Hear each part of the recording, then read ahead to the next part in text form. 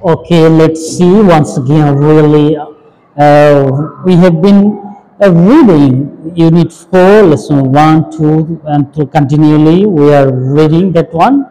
So today, just let's see Unit 4, Lesson 4. There is written International Mother Language Day 2. So I am going to read this one. Just listen to me very carefully so that you can understand easily. So, 21st February is observed as Shahid Divas every year throughout the country in remembrance of the martyrs of language movement of 1952.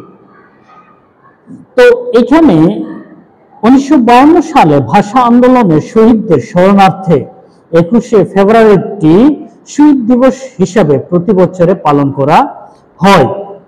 The commemoration begins at the early hours of the day with morning songs that recall the supreme sacrifices of our language martyrs.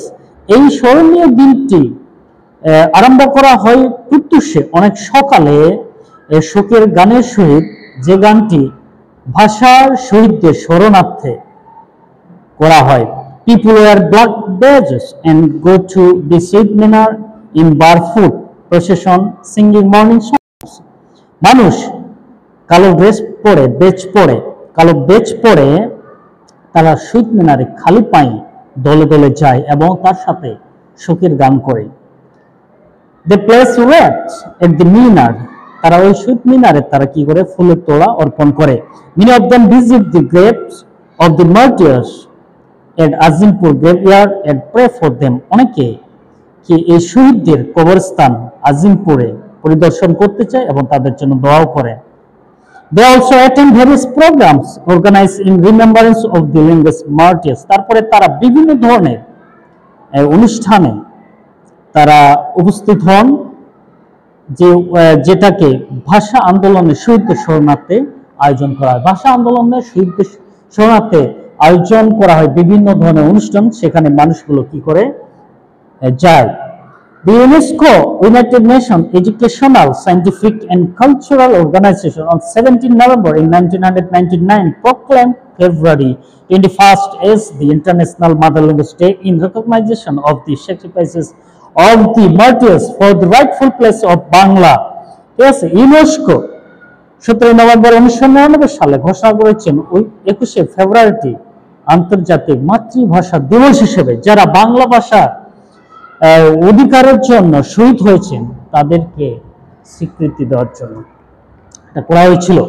So, to Bangladeshi expatriates living in Vancouver in Canada, Rafiqul Islam and Abdul Salam sent a proposal to Kofi Annan, the then Secretary General of United Nations. They requested him to declare 21st February as the International Bangla Language Day. They added that the decision will honor and save all extant languages of the world. As per their logical expectations, the government of Bangladesh then took prompt initiative by sending formal proposal to UNESCO. Finally, on 17 November 1999, UNESCO declared 21st February as the International Mother Language Day. The day is now annually observed worldwide to promote awareness of linguistic and cultural diversity and multilingualism. So, কি হয়েছে 17 November 1999 সালে UNESCO কাছে এই যে দুইজন প্রবাসী যারা বাংলাদেশে প্রবাসী হিসেবে ছিলেন কানাডা, তারা কি করেছেন একটা প্রপোজাল পাঠিয়েছিলেন এই 21শে ফেব্রুয়ারি যেন আন্তর্জাতিক মাতৃভাষা দিবস হিসাবে স্বীকৃতি দেওয়া হয় এবং সেটা দেওয়া হয়েছিল। সেই জন্য আমাদেরকে জানার প্রয়োজন রয়েছে, যদিও বাঙালিরা যুদ্ধ করেছিলেন তাদের নিজের ভাষার জন্য, কিন্তু আজকে এই ভাষা আন্দোলন 21শে ফেব্রুয়ারিটি বলা হচ্ছে যে আন্তর্জাতিক মাতৃভাষা দিবস হিসেবে বিভিন্ন দেশে এটা পালন করা হচ্ছে। So we are proud of this. Only ওই people of Bangladesh fought for our own mother tongue. That's very important for us.